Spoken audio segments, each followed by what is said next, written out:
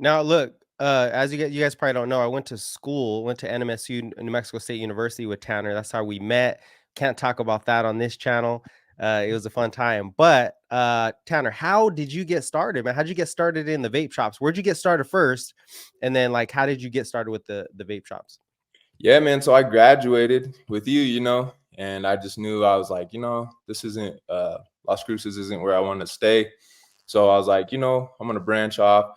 My sisters actually lived in Colorado Springs, so I came to Colorado Springs and tried to start opening up my vape shops. I actually worked at a vape shop and seen the benefit that vape could do to smokers.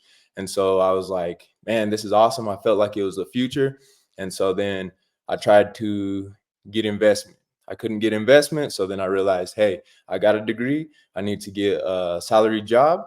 And so I looked at State Farm, Progressive, just anyone that would get my POS business degree and make it worth something.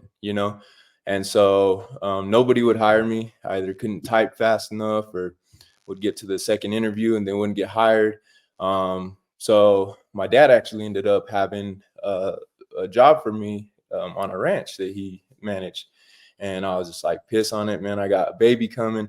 I have to do something, right? And so then I pitched my idea to everybody, but nobody was willing to give me the cash. So I told my dad, I was like, you know what? I'm just going to come up there, work for a couple years and just save the money and invest in myself. And my dad was just like, well, how much money you need? And I told him, he was like, I'll send it. So it ended up just happening that way. I was just going to do it, or I was going to take a risk to try something else to eventually do it. Thank God my dad ended up having the money. It was actually his whole retirement, and he invested it in me, which is a big deal for me. I want to, give it back and then some. And so, I worked really hard, tried to get these stores up and going. At first, I didn't pay myself for like 8 months. Once we opened my second location, I started paying myself, started hiring more people. And then from there, it's downhill. Once you kind of get all the little things, everybody say, oh, I want to open a business, but it's hard because taxes. I don't know taxes. What about employee? What about all this tax code and regulation and all this stuff?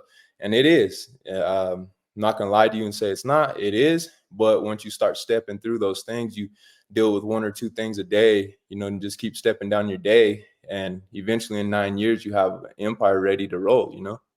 Right. Bro, I didn't even know that. That's crazy.